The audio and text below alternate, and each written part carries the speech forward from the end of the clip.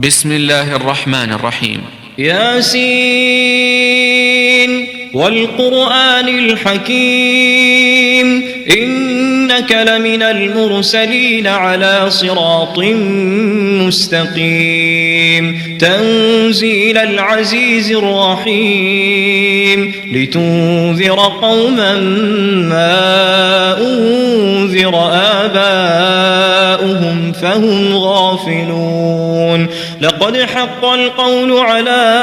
أكثرهم فهم لا يؤمنون إنا جعلنا في أعناقهم أغلالا فهي إلى الأذقان فهم مقمحون وجعلنا من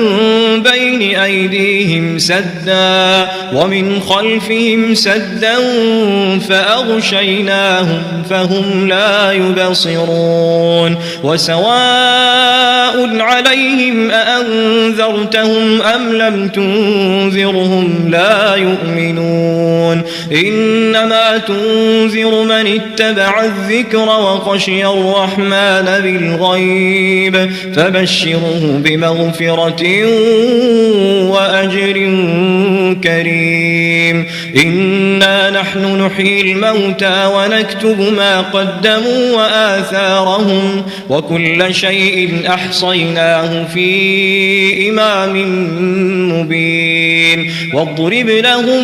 مثلا أصحاب القرية إذ جاءها المرسلون إذ أرسلنا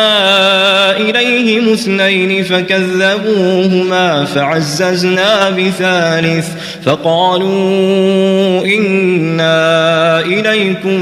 مرسلون قالوا ما أنتم إلا بشر مثلنا وما أنزل الرحمن من شيء إن أنتم إلا تكذبون قالوا ربنا يعلم إنا إليكم لمرسلون وما علينا إلا البلاغ المبين قالوا إنا تطيرنا بكم لئن لم تنتهوا لنرجمنكم وليمسنكم منا عذاب أليم قالوا طائركم معكم أئن ذكرتم بل أنتم قوم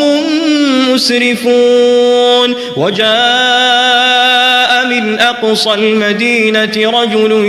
يسعى قال يا قوم اتبعوا